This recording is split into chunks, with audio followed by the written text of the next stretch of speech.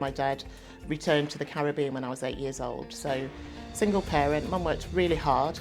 I don't know how she did it, quite honestly. She's still the best person at managing a budget that I've ever known. So if you put forward an opinion, you can say it in the exact same way and the exact same tone as the white person next to you, and they'll say, oh, no need to be aggressive. And then you kind of think, was I aggressive? I never really called anybody out when that happened to me. You know, sometimes people say, what would you tell your younger self? I'd tell my younger self, actually, when people are doing something that you're not happy with and you know is not right, call them on it.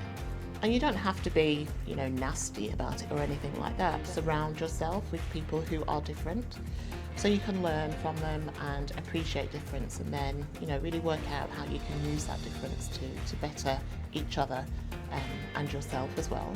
And what was really great then, we were all really young, but we were all very open.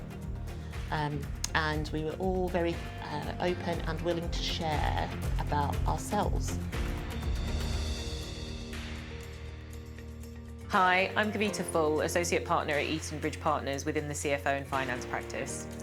As an executive search, interim management and consulting firm, we are in a genuinely privileged position meeting people from all walks of life across lots of different organisations. Through these conversations, we constantly hear the importance of inclusivity and the distinct lack of diverse role models at the C-suite level. So we've invited people from our network to share their story and their experiences in the workplace, how they became a C-suite executive, and what we can all do to help create a more inclusive workplace. I'm delighted to be joined by Elaine Grell, a Chief People Officer who has worked in organisations such as British Airways, InterContinental Hotels and a startup, The Collective. She's also a mentor for aspiring HR directors and a trustee for the Springboard Charity. Elaine, thank you so much for taking part and supporting us in this project. Tell me a little bit about yourself and your background outside of work. Sure. So I was brought up in Preston in Lancashire to parents that came over from the Caribbean in the late 50s. So my parents came from a small island in the Eastern Caribbean called the Commonwealth of Dominica. So I always think of myself as being a little bit special, to be honest, of being sort of like a northern lass, but with a nice sort of Caribbean influence on there.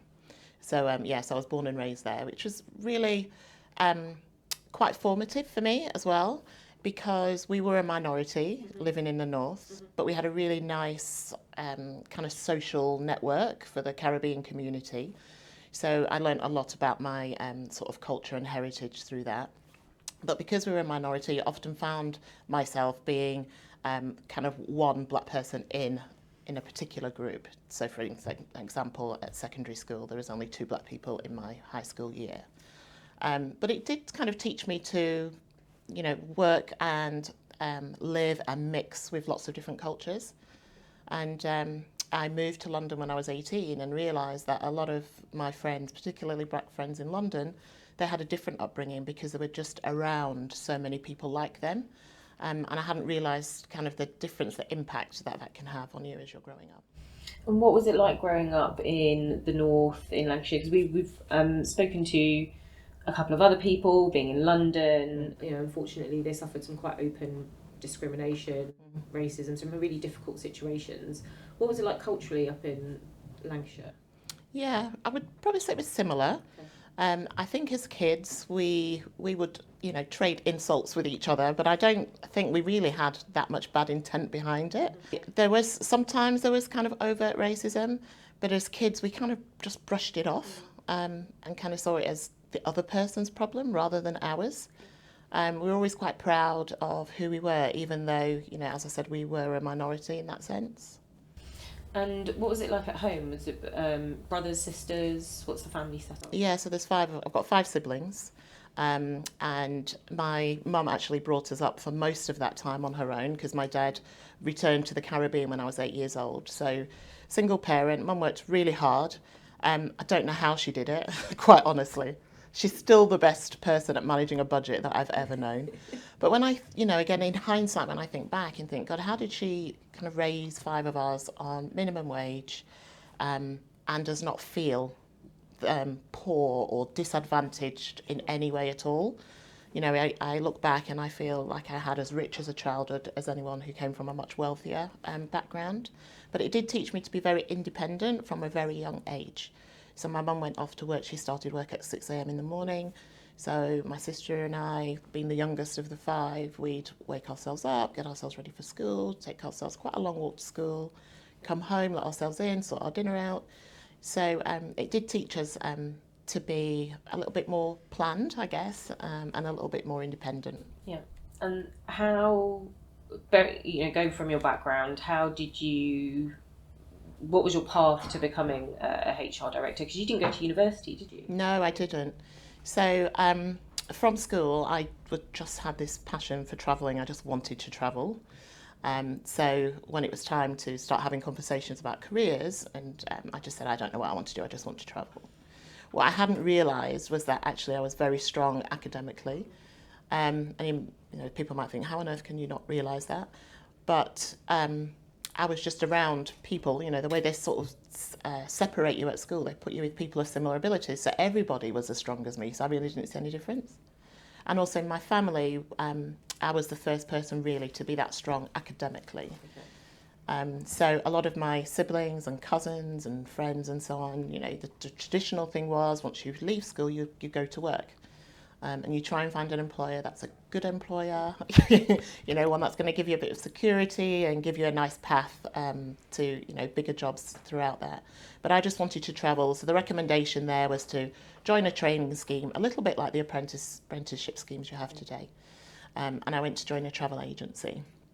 But, once I got there, I thought, yeah, I definitely want to travel.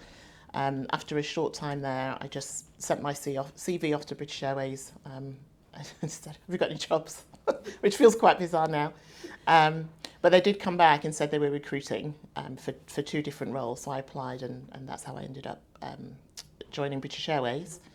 And when I got the job with BA, they said to me, they don't have any vacancies in Manchester, which was pretty close to me, but they do have them in London. So I was like, okay, I'll go to London. So that's how I ended up in London. Just left. Just like you do, yeah. Went home and said, I'm going to London.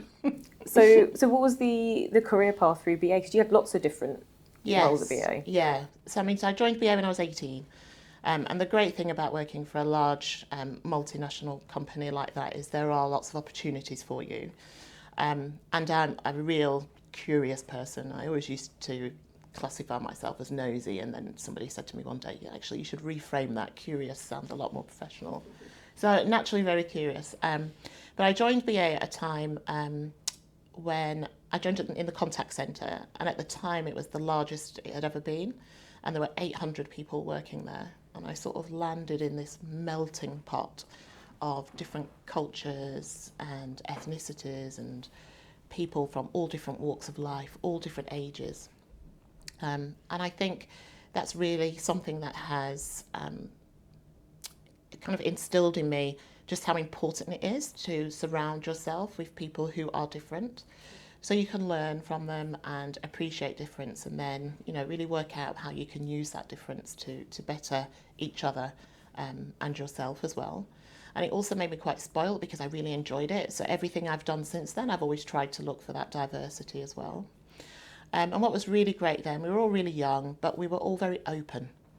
And we were all very open and willing to share about ourselves, and where we came from. We let each other in a way that I thought was normal at the time because we were all doing it. But, working through my career, I realised that's not necessarily normal, and people need a little bit more encouragement sometimes to feel comfortable doing that. But with the sort of passion of youth, we invited each other to weddings and family celebrations and all sorts of things. So you really got insight into people's lives. But there were lots of opportunities for me at BA. One of the things that always kind of followed me through all my job moves was that they always had something to do with people. So I was always involved in a lot of sort of change activities. There was a big transformation going on in the airline industry at the time, big move to self-service, a lot of things that we take for granted now. Booking a ticket online, checking your bags in online, all those sorts of things that we can't imagine travel without. We're all really new. Print paper tickets, that's right. One of my roles was actually writing tickets and then posting them out, so imagine that. Yeah. But it was a great opportunity to just get involved in lots of things that were just changing the way in which we just went about life. And of course, that was also happening in our lives as well. You know, ATMs suddenly being available, you know, checking your own groceries at the supermarket. All those things were happening in our lives. So I had a number of roles at BA. So I started in the contact centre. I had roles in operation in the terminals. I had roles in marketing and IT. But they all had a common thread of people and change about them. And I started managing a team at a very young age. So I was 19 when I first got my sort of first team responsibility. So that teaches you a lot as well. But I think, again, that was sort of a really good grounding for me as a people professional, because I feel like I've now got the sort of practical experience of doing things, as well as being able to be more objective and give people advice and guidance and coaching. Because, you know, some of the people situations that you deal with are really difficult. Yeah. If you've not really done it, it's hard to kind of really feel what somebody's going to be like. And then how did so it sounds like you had broad roles in lots of different areas. Yeah. How did the move into HR then happen? Yeah, so there was a major reorganisation and there was a consolidation of all the people activity across the airline. So at the time I was working on a project to bring in online learning. Again, how radical is that today? But at the time it was really new and nobody really knew what it was all about and, you know, could it be effective and so on. So that was considered training, which is a people activity. So that's how I was consolidated into the people function. But once I got there, it just all made sense. I thought, oh God, this just feels like where I want to be, like around people that think people are really important and want to do something about it, and to be able to contribute to helping others really get the most out of their people. As I said, I had the kind of experience in managing teams, so I knew what it felt like from that perspective. And then I'd had all this experience in change and transformation, which I hadn't quite appreciated how valuable that was until that time. So I then decided, I'd just come to the end of my MBA, so I studied and completed my MBA whilst I was working. And I thought, actually, I really want to kind of make myself into a HR professional. So then over the next following sort of 10 years, I did a number of different roles and secondments and projects that gave me exposure to kind of all the different elements of HR. And I also went through my accreditation with the CIPD as well to get my sort of professional accreditation there. And how did you manage to balance that studying and work and, you know, then doing the accreditation? Yeah. Was it difficult? Did you get lots of support? How did it work? Yeah, it was. It was really difficult. I think the thing that helped me through it is that I was really enjoying it, because I hadn't had any sort of formal education since I'd left school.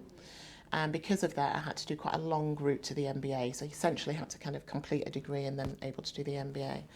But I had a really great sponsor, actually, who one day I'd written a report, a research report. And I remember her coming up to me at my desk and saying, Elaine, this is fantastic. Did somebody help you to do this? And I was like, no, I just did it myself. And she was fascinated. And I remember she sat down at my desk and was just staring at me. But I felt she was really listening, to me. And she was asking me all about my background and where I was from and all that kind of stuff. And she said to me, are you ambitious? Nobody had ever spoken to me about my career before or really where I wanted to go with it. And I thought, am I ambitious? Yeah, I guess I am. If I think about the moves that I'd made, a lot of it was very self-driven from me. Anyway, so she then said to me, had I considered doing some more formal study, and she arranged for me to get sponsored for my degree and my MBA. So that really helped, because I wouldn't have been able to afford to do it.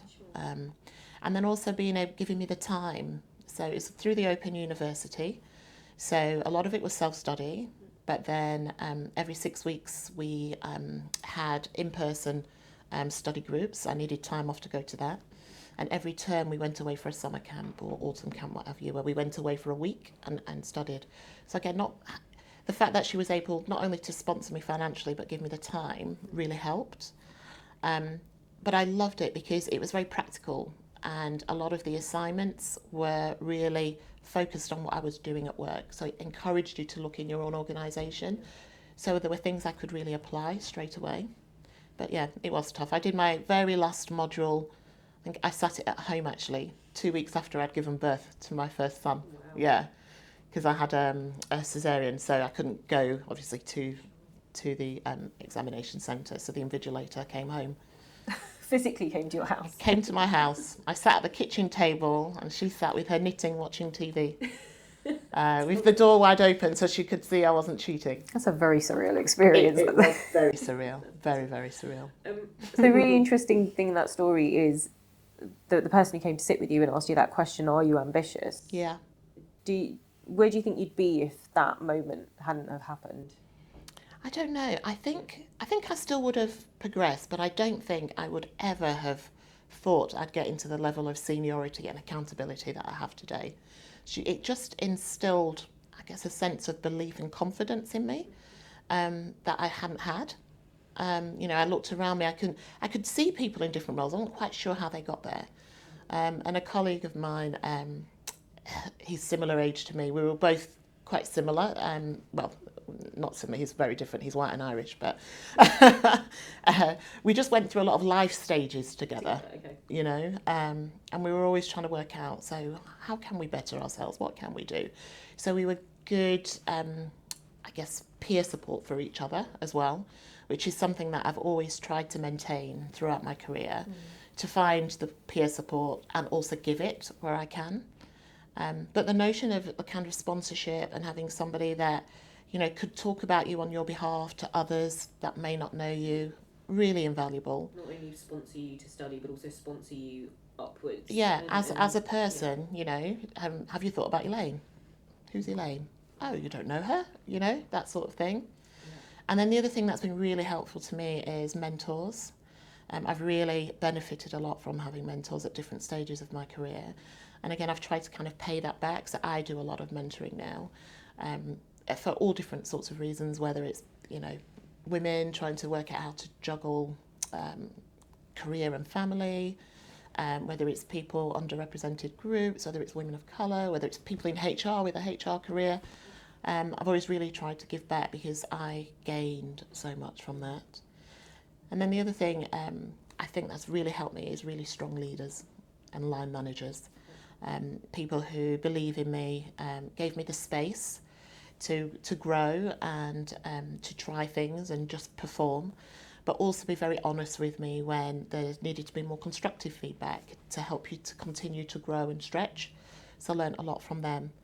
And always, you learn from managers that aren't great. Then you know what kind of manager you don't want to be. You know what kind of leader you don't want to be. So although painful at the time, you can also learn a lot from those sorts of life lessons as well.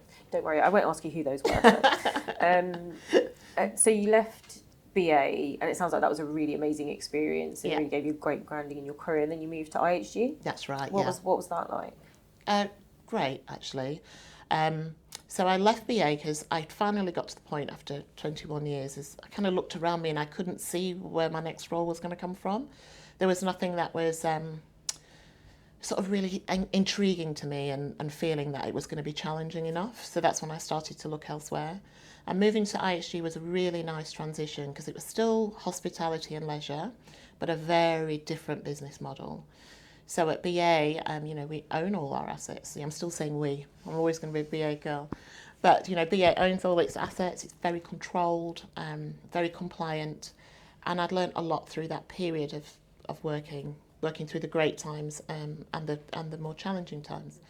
And going to IHG at the time, they just got to the end of what they call their asset light strategy. So they were pivoting from being an asset sort of led company that owned hotels and property to one that was really going to make a business out of their brand and marketing and running a sort of franchised and managed business model. And a very deregulated industry, again, completely different from the airline industry, with lots of multiple stakeholders. So I had a lot to learn, but I joined at a time where we had a very strong CHRO, Tracy Robbins, who was very inspirational. So it was great to have a role model to look up to, and she was very generous and giving with her time. So again, thinking about the great traits you can learn from leaders, that's always something I've tried to replicate wherever I can. And HR at IHG, when I joined, and still has a very strong reputation. So I really felt that, HR could add a voice to the business and to where the business is going and the strategy. And it was great to join at a time when there's a lot of focus on things I hadn't been involved as much in. So around the employer brand, for example, which again is very familiar to us all now, but Tracy was quite a pioneer in that space. So learning all about that. There's a great focus on engagement and how you truly engage people at all different levels across the business, from all the entry-level roles in the hotels right to the most senior executives. And a really nice focus on leadership development and how, again, at all different levels in the company, that really makes a difference. So it was a nice transition, lots to learn, but I also felt that I could bring a lot in from coming from a very strong customer service-led organisation like BA. And you had you had multiple different roles at IHG. Yeah. I think one of them did you actually move abroad? I did, yeah. So when I accepted the role, it was going to be based in Denham, sunny Denham, near Uxbridge. But after a few months of travelling a lot to Atlanta on business trips, my manager at the time said, how would you consider moving out to the US? There'd been a change of leadership for the functions that I was supporting, commercial and the technology function, and that was going to be more led from the US. And most of the stakeholders were out in the US.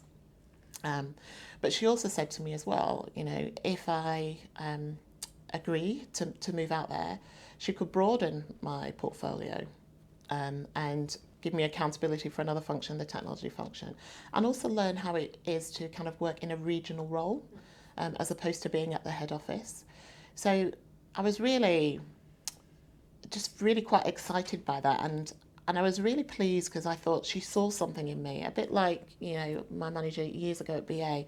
She saw something in me. They recruited me for one thing, but saw the potential for being able to do others. So I agreed and moved out there with the family, and we spent 3 years out in Atlanta, which is probably one of the greatest learning periods of my life, learning the business from a US perspective, but also as an individual and as a person, as a woman, as a mother, and moving out there and kind of starting a new life afresh, and what that feels like was really quite humbling in some ways. What was that like? How did you're in a new role, supposed to be in Denham. How did you say to your family, we're possibly moving to Atlanta? How did that go? Well, they didn't kind of take me seriously at first, and I went, no, I think they're serious. And my manager at the time said, well, come over, because I was like, although I've been travelling a lot, I'd seen airport, hotel, office. I hadn't really seen, where people live. I'd never seen a supermarket, for example. And she said, come over. And she said, and bring your mum. And again, I thought that was really clever of her. And it showed just how well she'd already got to know me, because she knew how important my mum was to me and my family. So we went out there. We spoilt the kids a week in Disney first, so they were all excited. So they're bought in, they're sold. On the way home, we're just going to stop in Atlanta for a few days. And we're going to look at some schools and some houses, things like that.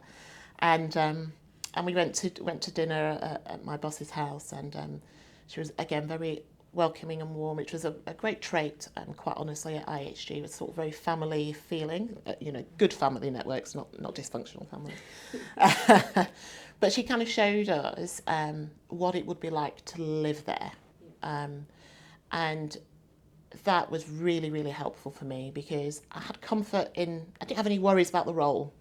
I'd still be working with the same people. I knew them all, maybe a different office. So that was the bit that was easier.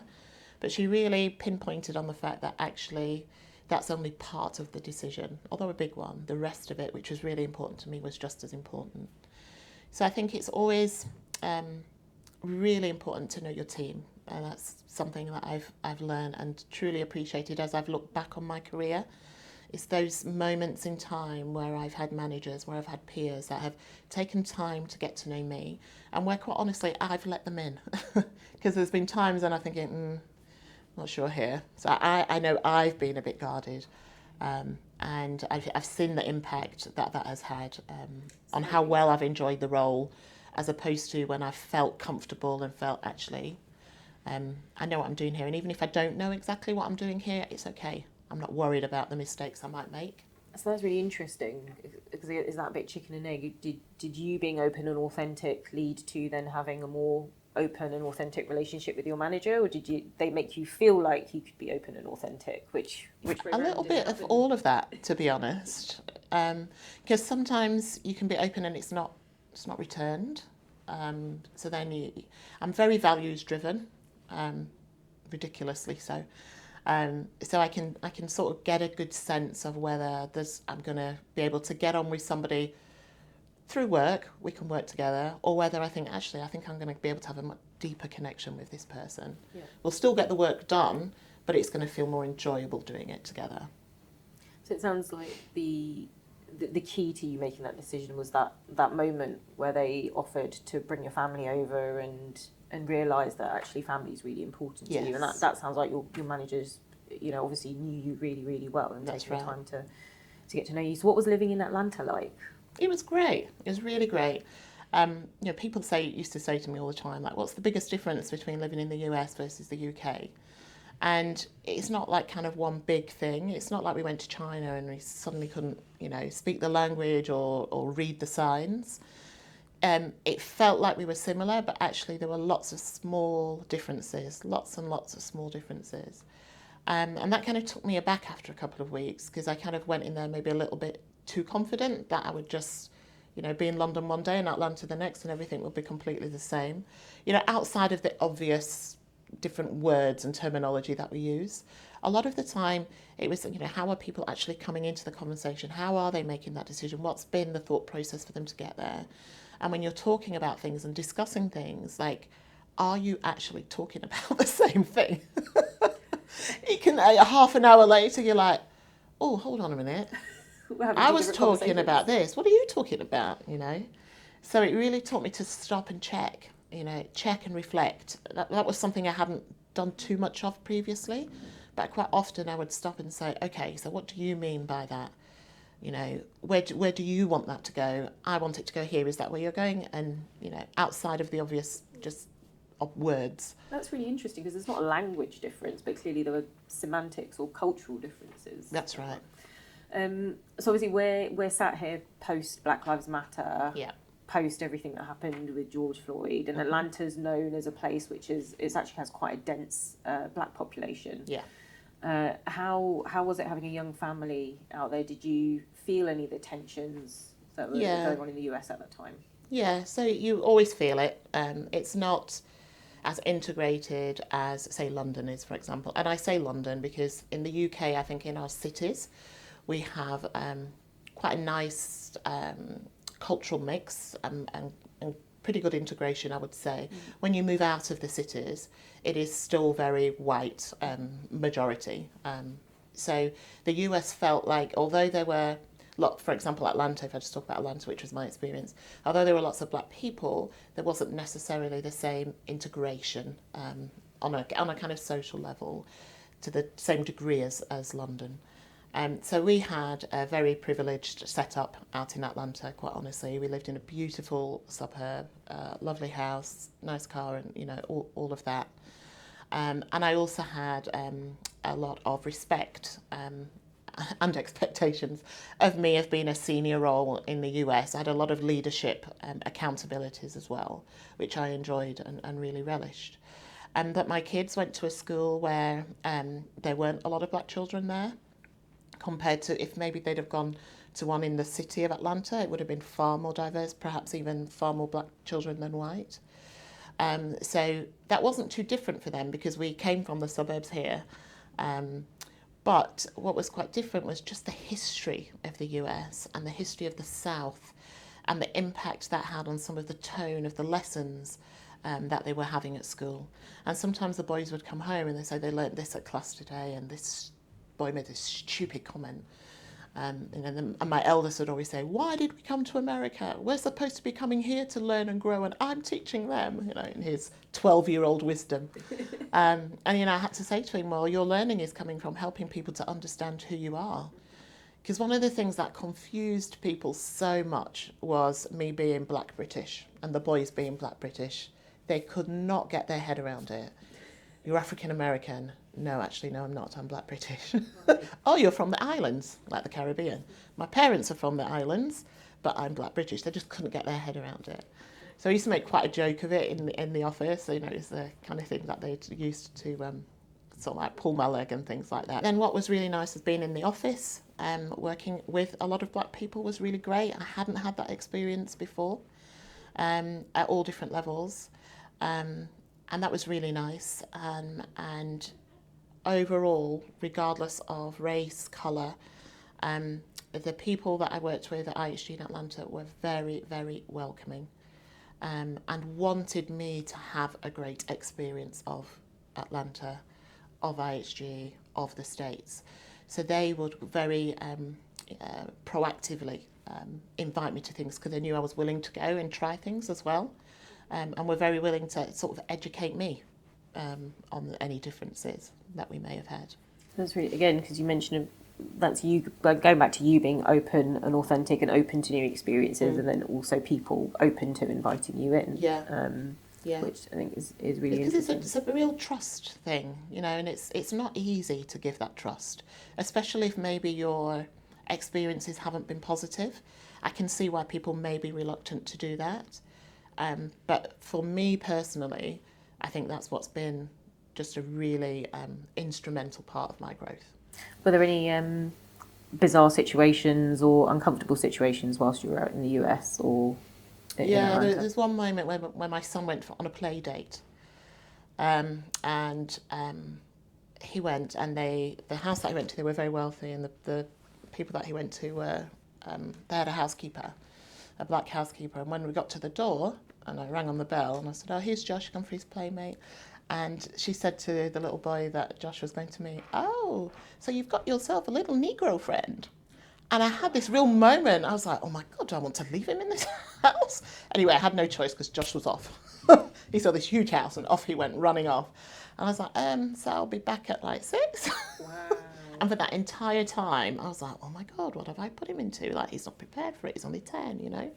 Anyway, he came back. I said, how was it? You know, how was the housekeeper? He said, oh, she asked me lots of questions about England. And, you know, from the questions he was asking, I thought, oh, she's just curious. So it was fine. Yeah. He was welcomed.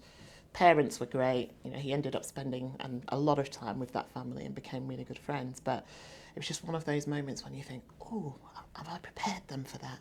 Because there was also, I think, I remember you telling a story about the, was it the lady who delivered your post? Oh, that's right, yes. Being surprised that you were living in that neighbourhood, because it sounds like it was quite it's a lovely... a wealthy neighbourhood. And Yeah, so one day I was at work and we had a UPS delivery, and my mum was staying with us at the time, and so the delivery came, my mum opened the door and the UPS driver was like, oh, I've got a delivery for, you know, for me, and she said to Mum, like, she didn't know what to do. And Mum said, oh yeah, that's my daughter, I'll take it. She said, your daughter? She said, this is your daughter's home? She's going, wow, she's done really well. And like, my mum was like, yes. So my mum was really proud. Yeah. But my mum kind of missed sort of like all the layers behind why this woman was like so impressed with it, you know?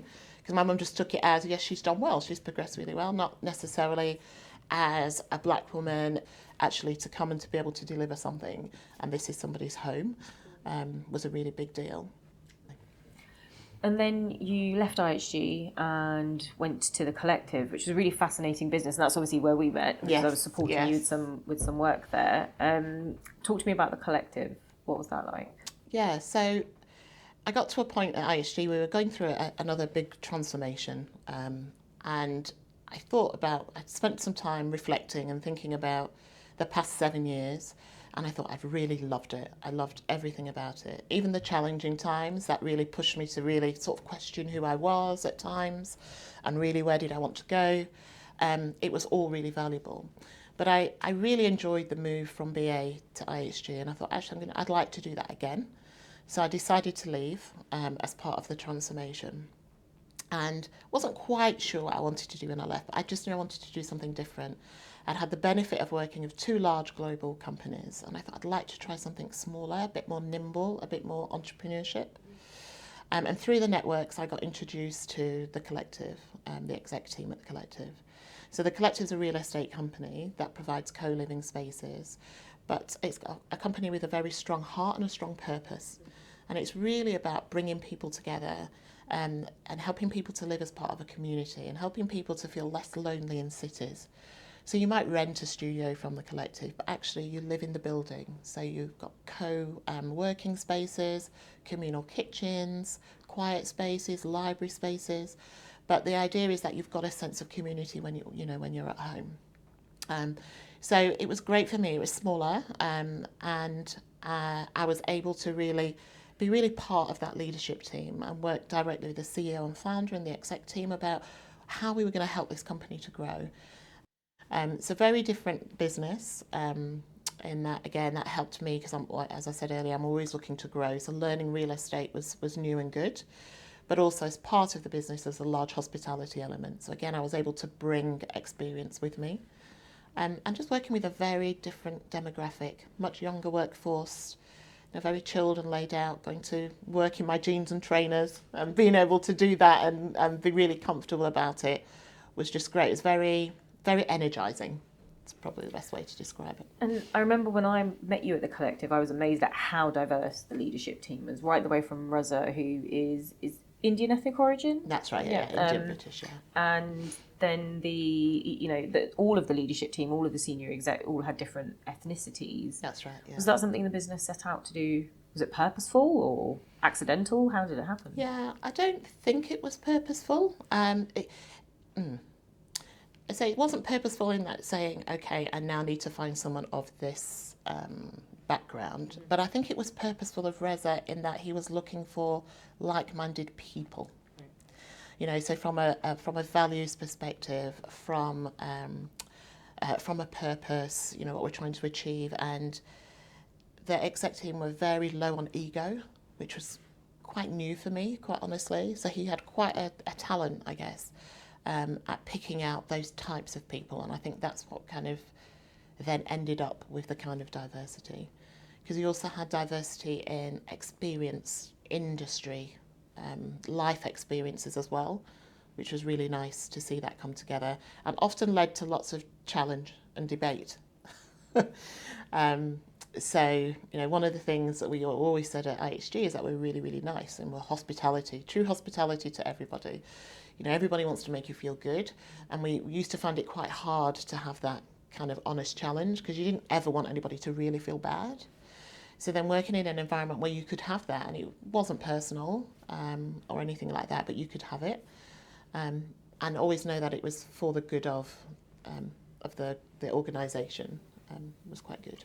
I remember talking to you whilst you were at the Collective, and it seemed like there was a shift, because a lot of these things around diversity and inclusion are normally driven from top down. Yeah. So I remember having a conversation with you, it sounded like it was being driven from bottom up. Yes. And the leadership team was being challenged. Talk to me about that. Yeah, so when all the George Floyd incident happened, which kind of shook the world, I made a lot of people sit up and take notice in a way in which they hadn't done before. There was a groundswell from the team members at the Collective saying, what are we doing about this? This is not who we are. The very essence of the Collective and how it was formed was a complete opposite to anything that could be associated with poor treatment of others, racism and so on. So it's like, what are we going to do about this? So I kind of harnessed that and pulled a group of people together that were really passionate about it and said, okay, what can we be doing? And we came up with our own sort of D&I equality, diversity, inclusion plan, which looked at what we can do for our team members, the people working at the Collective, our members, so our people who live with us in our buildings, and our neighbours and our community, and our partners. And we just had 3 commitments for each of those, kept it very simple. But I was really keen to put something in place that was realistic for us. There was a lot of push, for wanting to make change happen overnight and make it really happen really quickly.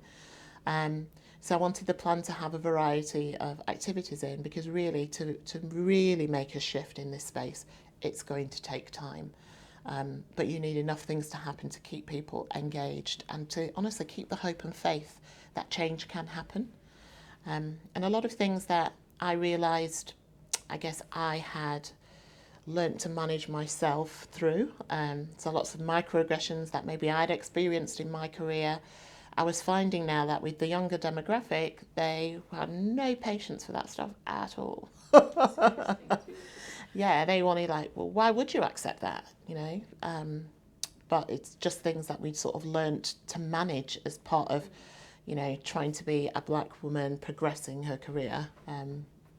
You try to think of how you can do that in a way that kind of doesn't offend people or upset people, you know. So you mentioned microaggressions. Yeah. Give me some examples. What were the kinds of things that you experienced? Yeah. So I love the term. So I hadn't heard of it until the past couple of years. I don't know if it existed before, but it's a great term itself. But I think one of the things that sticks out for me a lot is when I was at BA, I worked with 2 other black women in our HR department. 2 were called Karen, obviously I'm called Elaine. But we found that whoever interacted with us, people would call us all Karen. And you might think, okay, but 2 of them were called Karen. They were, but they did different things. So even for them, they'd be speaking to one Karen about something else, about something that the other Karen was accountable for, just not recognising that it was the wrong Karen. Or even talking to me, I am not Karen. Now, we would manage that in a way as that, actually, no, I'm Elaine. Oh, I'll tell Karen about this, let her know that you've said that. But we'd always do it to never upset people. And we'd always we'd make light of it between us, between ourselves. But now I think, did I miss a trick there? Did we miss a trick? Should we have been more, I don't know, more forceful in saying to people, do you know that's the 3rd time you've now called me Karen? Do you know what I mean? And what is it about me that you can't remember that I'm Elaine? You know, we never put it back on the individual. We just took it on for ourselves. And why do you think you just took it? Was it in the interest of keeping peace or just being nice? What was the reason you think you didn't push back? Yeah, I think it's probably a cultural thing. I think we were often taught to, you know, be polite, respect others, you know, kind of make a way forward, but don't upset people as you're doing that. And the other thing that's often attributed to black people and black women is being seen as aggressive. So if you put forward an opinion, you can say it in the exact same way and the exact same tone as the white person next to you, and they'll say, oh, no need to be aggressive. And then you kind of think, was I aggressive? I wasn't aggressive. But again, I can only speak for myself. I never really called anybody out when that happened to me. You know, if you know, sometimes people say, what would you tell your younger self? I'd tell my younger self, actually, when people are doing something that you're not happy with and you know is not right, call them on it. And you don't have to be, you know, nasty about it or anything like that, but say something that makes them stop for a minute and reflect on what they've just said and how that's affected you. And if they haven't realised that it's affected you, because quite often it goes right over people's heads, explain to them how it's made you feel. You know, there were many times throughout my career I just let those things pass. And is that something you're still mindful of, given that there is that stereotype, I guess is the right word? Yeah, that, definitely. You know, yeah. So do you feel like you tone down maybe some of the things that you want to say because you're aware that people may feel it's, or may see it as being aggressive? Yeah, I think as I've got more experienced, more confident, quite honestly more senior, I've just been more comfortable in being who I am and calling out things when I see it.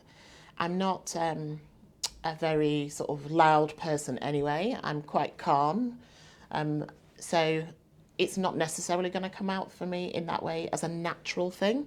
But there are people who talk louder than me or are more expressive than me, and they would receive that feedback far more frequently than me. So I think that's why when I received it, and I know that's just kind of not who I am anyway, it would feel even more alien to me. Yeah. And are you saying that with the new generation, or the millennial, Gen Z, whatever you want to call them, that's just something they're not going to stand for, that they're going to be more challenging, and employers should expect to be challenged by people coming through the ranks? Yeah, I think should definitely expect to be challenged, or be very careful of apathy. So if they may find that these people don't care and they think, actually, that means they don't care about me, they don't know about me, and they'll just walk with their feet. So you may end up losing some really great talent and losing your opportunity to grow that talent because they've decided actually that you're not for them. So what would your advice be to employers about, given the experiences that you've had, about being more open, being more inclusive, creating an environment that's more authentic for people to come and be themselves in? Yeah, I think look to self first of all and really get to know who you are as an individual. So self-awareness, it's a term we often talk about in leadership development, but it's so important. And to kind of know who you are and kind of the value you bring to others. And then really spend time in getting to know your people, get to know your peers, really get to know the people in your teams, the people that you interact with.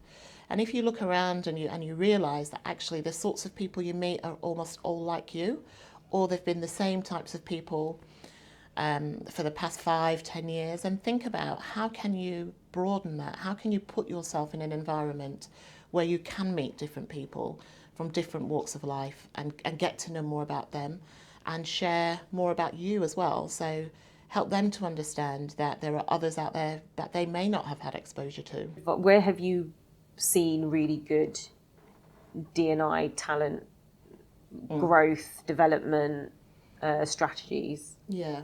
Well, I think we're still sort of in the early stages of it. I think what we have now is we've got a really good understanding of why diversity, equality, inclusion is important and why we can't ignore it for our businesses. Previously, we spent too much time trying to make a business case around it and convincing people that this was just the right thing to do. Being conscious about how you can be inclusive is good business sense. So thankfully, we don't have to keep selling that. I think where people have made some good strides is where they've put money behind it. So they've funded the different initiatives that they need to fund, and they've maintained that funding because it will take extra effort, and that can't be done on somebody's when somebody's finished their day job, or you can't expect speakers to come in and speak to your people without paying them. So you need funding to kind of facilitate some of these, and some of the really great initiatives are where people have recognised that you've really got to look at your talent pipeline. So how can you start to grow your talent, whether it's through the entry-level roles that you have in your organisation or looking at the current population that you have and thinking about where are the strengths, the development areas of that population, and what are the proactive actions you can put in place to help them grow and develop into those more senior roles in the business. Otherwise, you won't have people in the talent pool to be able to choose from. And when you say current population, do you mean the current internal population or externally as well? Both, actually. So internal first, so what can you do with your own people, but also thinking a little bit more broadly about how you can influence the external talent pool as well. So, so if I think about HR, for example, from a people profession, how can I, as a senior HR professional, contribute to the growth of professionals of disadvantaged backgrounds, underrepresented groups? How can I help social mobility throughout the HR profession? How can I ensure that we see more people, more diverse talent in that talent pool?